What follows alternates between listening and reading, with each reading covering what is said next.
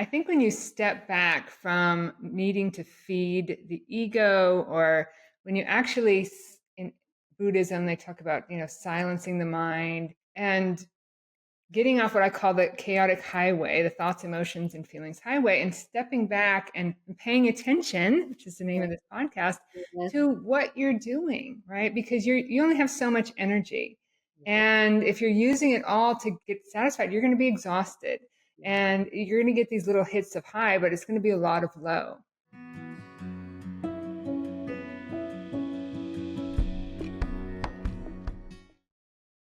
Hello and welcome to another episode of Pay Attention, where we're learning to pay attention to where we're making our decisions, from the clutter in our minds to the clarity in our hearts.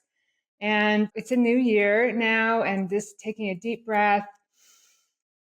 I'm excited to talk to our new guest today about mental health and mindfulness, and how the two work together, and how, what I love about this journey of paying attention and really discovering kind of how you're living your life is all the pointers that all point back to that same idea of finding your true nature, and clearing out that mental anguish and anxiety. And today I have a guest who has taken a journey first in the medical field and then has transitioned into wanting to speak more about this. Dr. Shahana Alibhai, welcome to the podcast. Thank you so much for coming today. Thanks so much for having me. It's a pleasure. Yes, like I said, I just, well, in this new year, just trying to give our listeners some ideas about, how to move forward in, if you feel stuck in anxiety, or, wanting to find more clarity. So thank you for joining us today. Why don't you give us a little bit of background on your story, your history, and what got you interested in speaking about mental health, and as you did a TEDx, and writing your book. It's a great jumping off point too, because I think when you spoke about the word clarity, I Mm-hmm. think it was a very clear moment for me on that TEDx stage in 2019 that this is what I love to do. I Okay. love speaking. I think we get so caught up, and it's very fair. We get caught up in the details of how, right? How am I actually going to do this? What does it actually look like? And I was caught up in all of those details, but I really tried to focus in on what speaking on that stage meant for me. And the Mm-hmm. reason why it meant so much for me is because it was the first time in my life I was telling the truth. The first time Wow. in my life I was actually telling. And most people probably don't wait till a TEDx stage to tell. Oh, I love it. I love it. Tell us more. You have to tell us more about Yes, this. yeah. And I think one of the opening lines was that I was a hypocrite. And Mm-hmm. I was. Okay. The reason I called myself out on that too is that there is a line in the sand that goes from, I will walk alongside of you, I will advocate with you, I will support you, I will do everything for you in your journey of mental health. But Mm-hmm. for me, untouchable. Yeah. It will never Yes. affect me. Do you see Yeah. the difference there? It's Mm-hmm. like I'm fully in on this conversation, but when people started to put the spotlight this way, it was like, Right. nope, too. And the real, like, let's be brutally honest, the real truth was too good for that. That's the Yeah. truth. Wow. Don't want Wow. to speak the truth about mental health, right? That's Mm-hmm. the, that's the underlying rule that if you work hard enough, try hard enough, snap out of it, do all the things that shouldn't penetrate you. Mm-hmm. Thought I could abide by that. And the truth, the real truth was that since the age of 4 or 5, like a very early age, Yeah. I started to show symptoms of a later diagnosis that I would fully understand to be a subtype of OCD. Not the OCD you see in the movies that people kind of make jest towards, but a crippling type of OCD where you're having intrusive thoughts that you don't want to have Huh. and you don't know what to do with that. And that is actually, we're learning more about it. And because this subtype doesn't have the compulsions like they show on TV, like checking the locks and cleaning 100 times or any of that, it's Mm-hmm. very silent. And it tends to manifest in the postpartum time period. That's when it's Okay. actually exquisitely common. I would say common because up to 10%, 1 in 10 women could experience this in the first 6 months postpartum. But if you're having intrusive thoughts that are debilitating towards you, shameful, something to do, usually it's something to do with, could I, and you don't want this at all, could I hurt or harm my child? And it's one of those things like it Okay. causes that nauseating feeling in you. I think you're going to go to your doctor and actually say, hey, doc, Yes. having these. Wow. No, Hmm. not at all. So what do most women do? Feel like something's wrong with them. They hide in shame, stigma, on and on. And because this was a pre-existing trait for me, postpartum time period came, bam, it was kind of a reconciliation. I had my first son in 2019, and I think 4 years afterwards, when I gave my TEDx talk, I could actually have the courage to speak the truth. Because in 2015, I was like, let me just keep hiding it. Yeah. You're absolutely right. People, Yeah. I absolutely resonate with you that you create this world on the outside where it looks great. I had it all, right? I had by 27, I was managing as an architect. I was managing projects, the largest historic preservation project in the state of South Dakota at the time. But at marriage, kids, family, everything you're supposed to have, and so you kind of try to hide, not hide. You're not really hiding it. You just don't really even know it's there That's right. That's right. Yeah. Yeah. Yeah. until you know it's there. Yeah, and unfortunately, I wonder why that is. I mean, maybe because we're not taught enough about mental health and Hmm. looking take self-care when we're younger, but it seems like you almost have to hit that point. I mean, I hit it at 34, and it sounds like you hit it in Hmm. postpartum.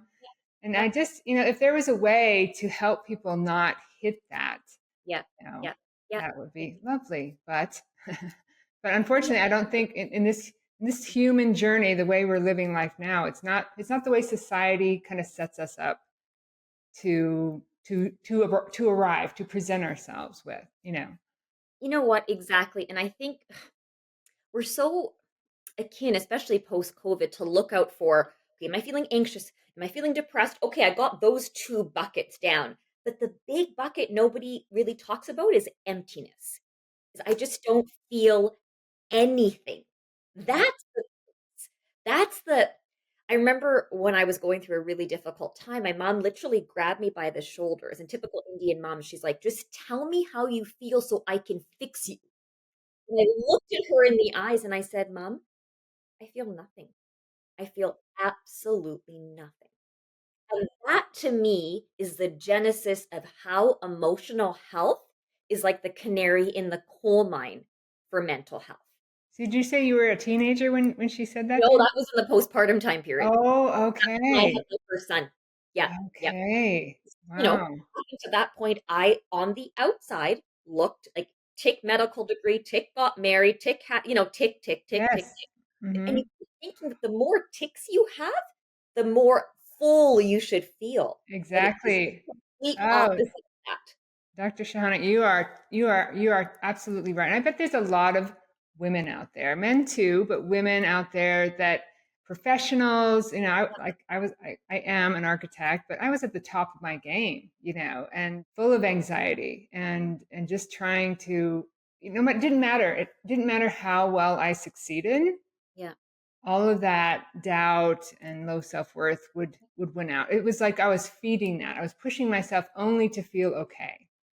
Right. completely, Right. completely, exactly. And those can be I like those are like the whack-a-moles that you go to a carnival and you keep trying to Yes. whack it down. But the Yes. actual platform of the whack-a-mole, it's not the whack-a-moles that need to be changed. We need to actually take off the platform. Ah, I love it. I love you, and I love this discussion because you're exactly right. It's feeding, right? We're Yes. feeding it, and it's only gonna. What we don't understand is in the moment we might soothe it, but it's only gonna start again. Like somebody else will put another quarter in, and it'll start going And it will again. start again, right? And I think and I still fall into this trap. I was thinking, why do I post things on my family feed, pictures of your kids. And of course, that's to show my parents and my in laws about, how the kids are doing and whatnot. But there's actually a big part of that to say, look, I'm a good mom, right? I Ugh, signed them up basketball, right? They're all dressed in things that don't have holes in it, right? Right. It's like that feeding because That, it yes, feels good in the moment when I get a comment back going, you're just like, they're getting exposed to so much and you're doing this. And I'm like, yes.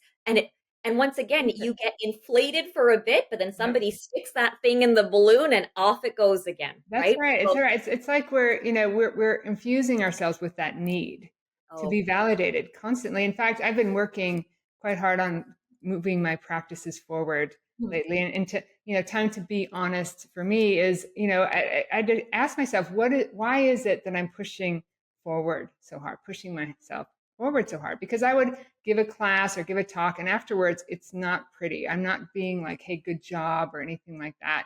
And yeah, I realized it was all feeding that ego. And that's not what I wanted. So I'm actually kind of, which is why I took a deep breath yeah, at the beginning of this podcast. I'm trying to step back and, there's an amazing flow to life when we stop feeding that ego, those patterns, and we step away from them. There is a peace there yeah, that's beautiful and lovely, and how we're actually supposed to live. completely. And I think I call it enoughness. Like Yes. when will it be enough? Like Right. I'll be like extremely honest. Like after I wrote the book, that happiness curve lasted maybe 2.5 weeks. Uh-huh. Then I found myself going, okay, do I need to write another book? Or like what, like what, where can I get that next dopamine hit? I'll never forget my son who's 9.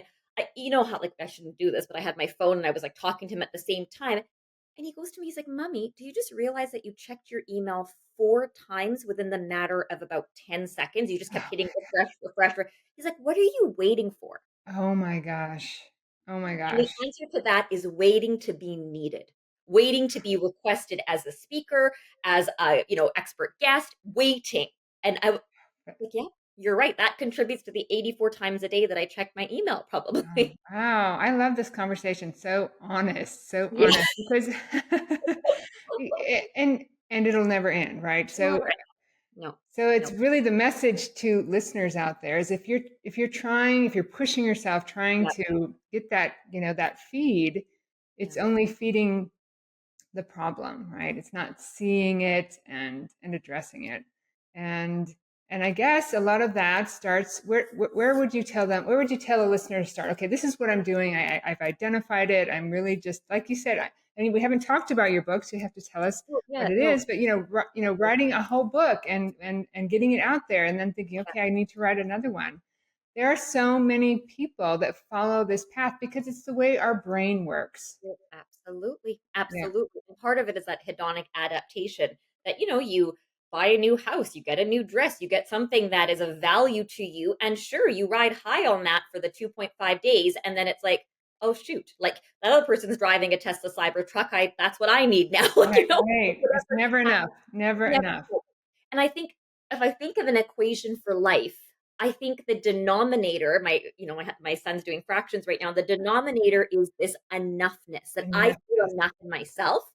And the Mhm. numerator can also be this idea that what can also fill me up while I still, because it's not enough to feel enough in this. Like I wish I could just stand here and say I just feel totally whole within myself. But I Mhm. also love writing and I also love speaking and I also love being productive. What can we hold those two things simultaneously? And that's the discussion. Yeah, yeah. I think when you step back from needing to feed the ego, or when you actually, when they in Buddhism they talk about silencing the mind, Yeah.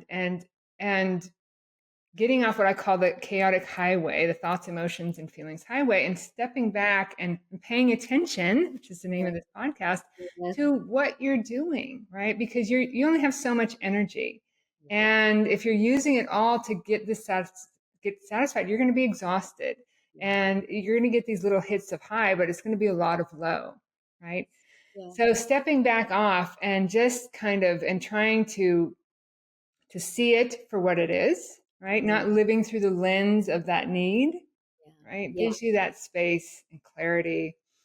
And that wisdom comes through so that you can then you find the energy to do those things that you love to do, to Correct. write and to talk like you are, but you're doing it from the place of the heart, right? Not in the from the Absolutely. chaos in your head. Wow. And I challenge people to go, what would you do if you didn't tell anybody? Mm-hmm. Right? What would Mm-hmm. you do just even if you couldn't tell a single soul, but that is because in that answer, if I didn't have to tell anyone that I was, if we never published this, Right. this would still fill my cup. If I Mm-hmm. never published the book, that process of writing would still fill me up. I've had so Mm-hmm. many people tell me that family doctors aren't supposed to speak. You should be in clinic seeing patients. Like, there's such a Mm-hmm. shortage of family physicians. I've had that so many times. Interesting. And Interesting. I would my answer, if I had the courage, I would tell them that I would be a shell of a family doctor if I did that from 9 to 5 every day. You wouldn't want to see me as a patient because my compassion burnout would be so high, right? Right. This, even if this was in my own microcosm and it was not for the public, I know that's a really good sign to go, you want to do this despite everybody else, right? Yeah, and that's the ego, that these patterns that we have that we're feeding. If we all of a sudden decide to stop feeding them, they're going to resist, right? Your mind protects its programming by keeping it going. So if you were to ask me or someone, what could you do that you don't need to show anyone? The minds would go, what the hell are you talking about? You're not going to get credit for this. Nobody's going to know what you're doing. It's just this insane voice that we have. Oh, But yes. yeah, but if people expect that, I'm actually thinking of backing away a little bit, just it's okay. It's okay just to be in the quiet. I want to spend more time in the quiet so that I can, when I talk and speak from the heart. Yeah. Whatever time it takes, because I realize that doing like we all do in the rat race, and even if your mind telling you it's for good intentions, but you're feeling anxious and you're pushing yourself, it's not good for you and it's not going to be good for whoever you're trying to help. Completely, So completely. that self-care is important. And isn't that the name of your book? What is your book called Oh, again? feel better. Feel Feel better. better, Yeah. right? Yeah, and I think it's just that caption that everyone deserves to feel that little bit better, and for me, the lever that I could pull is exactly what we've talked about, is paying attention to that voice in your head, Mm-hmm. right? Understand how do you shift, and this is the most difficult thing, and it should be difficult, it's simple, not easy, is how do Exactly. you allow yourself to be curious about yourself? I look at my 5-year-old and already he's losing that sense of curiosity. Like when he's 2 and 3, there was this beautiful wonderment about the world. And Right. now it's, we went to basketball practice and I'm suck at basketball. You're 5. Like Oh you're gosh. 5. Like how did you? But yet it's because at that age already Yeah. comparison culture. You Yeah. start to look at the little 5-year-old who's already taller than you, bigger than you. Well, why are you taller and bigger? So then you must be better at this. So we we chastise them for doing that, but I do that to the moms at school pickup all the time. Right? I wish I had those boots. I wish I had those dreams. She has more friends than I do. Like, Oh my God, I love your honesty. this is the truth. So refreshing. Yes, I love it. Right? Yeah, and Exactly. it is a shame because when kids are born, that have 360-degree personalities. They are just Yes. balls of light, but very quickly that conditioning comes in, and it's that stuff in the formative years. As you've said, you've dealt with a lot of adolescents Yeah. in your clinics and so forth, and it's that trauma Mhm. that we hit at adolescence, that if there's no adult there to really help us move through the pain, it becomes trauma that we build the patterns that need feeding, that we keep forever. These, sorry listeners, if you think you're going to grow out of this, Yeah. you're not, because it's a pathway in your brain that's telling you need more of this. And so being curious is actually one of the definitions of mindfulness, Yeah. right? Yeah. Moment to moment awareness Yes. without judgment, but with curiosity. Right? Absolutely. And that judgment voice is often not yours. It was the voice of your parents, grandparents, coaches, teachers, friends, siblings, all meshed up into one another. That Right. sounds a lot like your voice because that's why emotional literacy, emotional health, emotional understanding is not learning, it's unlearning. Yes. Unlearning the I'm learning. patterns. Don't add more software, take some things That's away. that's that's excellent. That's exactly right. Because Yeah, deep down in, the when you're a child and you have that 360-degree personality, you have that clarity. You don't have the language to speak it, yeah, but you have that connection. And when you can start to see this chaos, and you don't even have to fix it, you don't have to dwell in it, you just have to just accept it. don't yeah, don't add to it, right? If you don't keep painting the sidewalk, the paint will fade, right? Or it'll fade on its own. But don't push it away. You're not trying to fight it. You're just fully accepting it as it is, right? And giving it space, and being curious as to what else there's, finding that silence. It's exactly. And Yeah. it's so interesting. Like if a best friend came to us with a problem, we're really curious and really great detectives. Like we're not going to say to our best friend, "Oh, it's fine that you skipped 2 weeks of work. Don't you worry. Just crawl back into bed." We're probably going to go, "What's going on for you right now? Like, Right, right. how can I help? How can I support? You're doing all of." So like you don't need to learn how to be curious. If someone asks you, I give the best advice to other people. Like I'm really No, good it's at that. true. It's But true. when it comes to ourselves, you're like, "Oh, wait a second." You know what I Yeah, mean? So, right. just knowing that you have that piece in your brain when it comes to someone else. So sometimes externalizing yourself to go, "Well, why did I post that? Why did I Hmm. do that?" Hmm. Right? Without the biggest thing, and that's the key point in mindfulness meditation, the hardest part is without judgment, because we are the best. We are the best at putting ourselves down before we've even risen up. Yeah. Yeah. So, wow, you and I are on the same Yeah. page.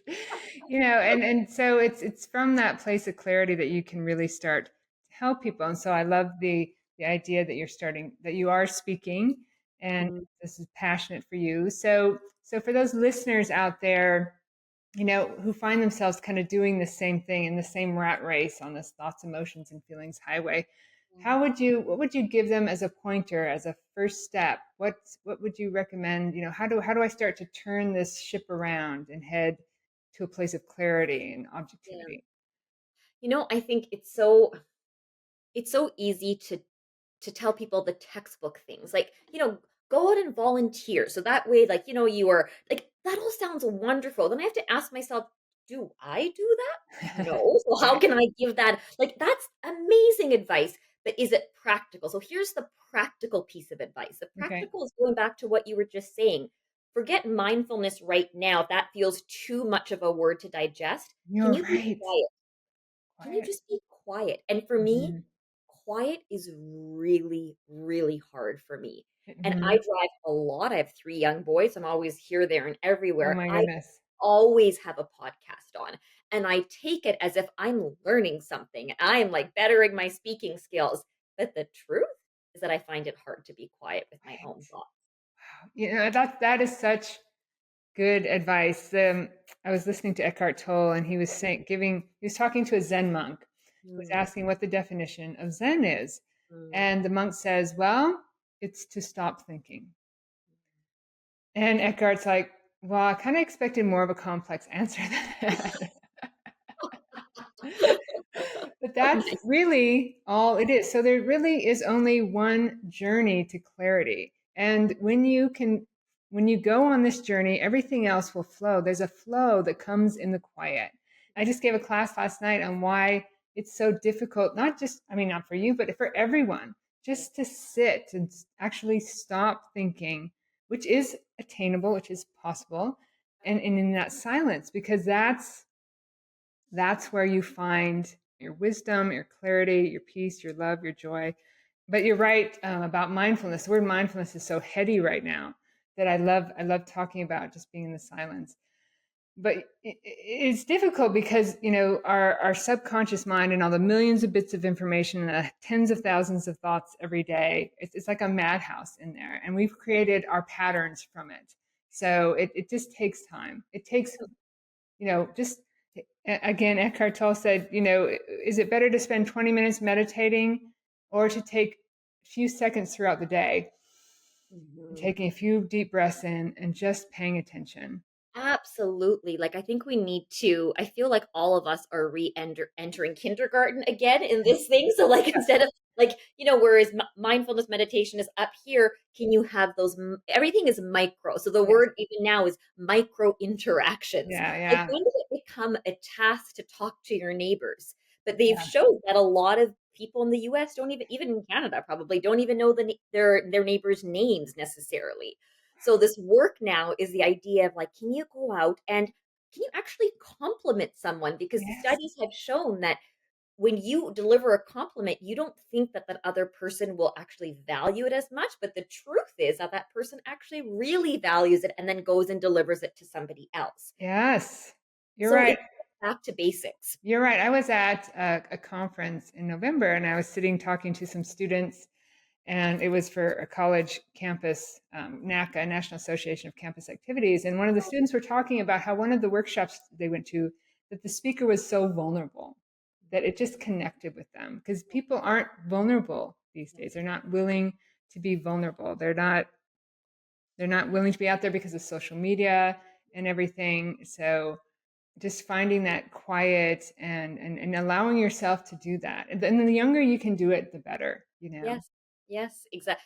There, we have also this invisible line, and it comes for many things, mental health included. And Hmm. this is the truth, the brutal truth, that if I talk about anxiety, if I talk about depression, if I talk about panic attacks, people will lean in, right? The Yep. minute I mention OCD, suicidality, bipolar, schizophrenia, it's like too crazy. Wow. This is the other thing, right? Hmm. So you want to be vulnerable to a point. And this is Hmm. why we just have to call it out We that do. mental health, right? Whatever that is, we all have this definition of acceptable mental health that Yes. looks on the outside, and Oh then my the God. unacceptable mental health. And we had the same conversation with gender health, sexual health, so many different things in life too. Like, what, I don't know where we've created this line in the sand, but it is there. So when I talk about OCD, people, for actually during my TED talk, I didn't say the words OCD. If you ever watch it, I used the words anxiety because Wow. anxiety and panic attacks were Acceptable. much more palatable. I could say it a lot more easily. So that's the Wow. other thing. So vulnerability is So interesting. I just love talking to you. I think we should call this episode, screw the conventional acceptance of mental health.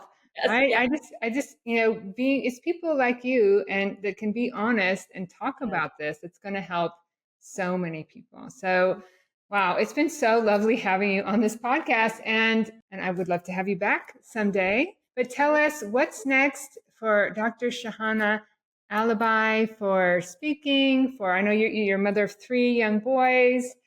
Yeah. What would you like to leave the listeners with, or what would be something in 2025 Yeah. you'd like to do? Or I always thought for the longest time that in order to speak about mental health, I had to have, to steal a phrase from my mom, my ducks in a row. She loves that phrase. And I always thought that I needed to be fully healed and okay, and then I could go out and speak. And I learned that that's not going to happen, oh, right? you're amazing. I love it. Yeah. And once again, it's really easy, and it comes from a good place when I talk to my patients that go to counseling and do this and try this because I want to help them and support them. And my counseling journey looks like an ECG, like up down up down up down. Like it's kind of like Right. someone with atrial fibrillation. Like I start and I go right. And this year I picked up the phone and I made an appointment with a clinic that is specializing in this, and I'm going to do the hard thing, which is tell my story again and Good. open myself up to a new counselor. And who knows how that's going to go. Wow. But if I can recommend it so avidly to other people, I should take my own advice. So that's a Wow. very vulnerable way of saying sometimes your journey is not about starting, it's about restarting. So I'm Yeah. back up on that ECG wave, starting again. Yeah, wow. Well, I love that. And I think you're amazing. And I think just talking and telling your story and just being so honest is lovely. And there's a lot of people out there that can benefit from that. So Thank thank you. you so much. Thank you so much. In this breath of the new year for coming on this podcast. I know it'll be a little bit later in the year when this airs, but thank you so much for being here today. And is there what you want to give them your website or? Yes, yeah. just drshahana.com. I didn't put my last name in there, so hopefully that will be a bit easier. You can find the book on Amazon. It's just called Feel Better with the big umbrella on it too. And if you read the book and it jives with you and you feel like it resonates, shoot me a text or an email. Those things as a new author, that really matters. It really matters to me. So I hope it helps. Lovely. All right. Well, thank you so much. Thank And you. thank you, listeners, for joining us for another episode in this new year. In this fresh breath from the heart, pay attention.